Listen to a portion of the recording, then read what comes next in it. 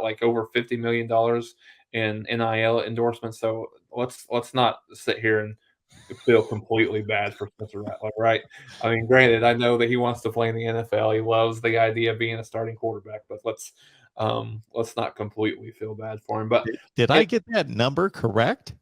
50? yeah, this is what I Really? heard between 40 and his endorsement, his NIL deals right now are worth in the neighborhood of 40 to $50 million. I hadn't heard that type of figure for anyone. Yeah, this is what I heard Wow. this past week. So, and that when and this is the problem with NIL that and I love it. I think it's a great idea. These kids being able to make money now, 40 to $50 million. I mean, I think that's a little bit much.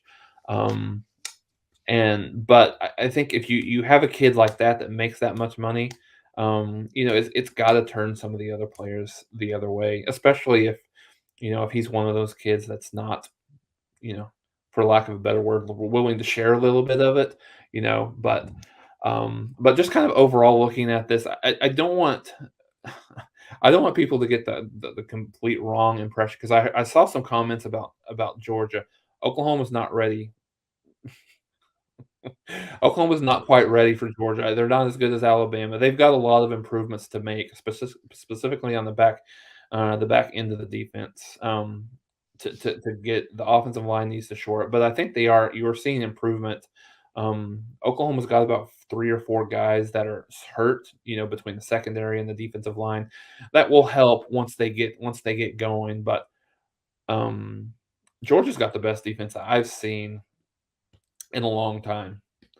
Um, which is going to allow them if they get and I don't know how long with that labrum issue that JT Daniels has. I don't know how long that's going to hurt him. I mean, they're obviously not quite as good offensively with Stetson Bennett in there, but I mean they're good enough. Um, but yeah, I mean their defense is on a whole new level than what Oklahoma has faced and or will face at any point. But I think the one thing that's really interesting with Alabama losing, it does potentially. I think a lot of us, including at least me, I think me and you kind of felt the same with this from a playoff perspective. I think we can start talking a little bit more about playoff stuff now that it's second almost the second half of the season. But from a playoff perspective, you now the situation's opened itself up to possibly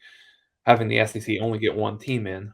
I mean, you still got a long way to go, obviously, but I think at least, like I said, I thought it was almost a foregone conclusion that Alabama and Georgia both would get into the playoffs, and there's a chance that might not happen.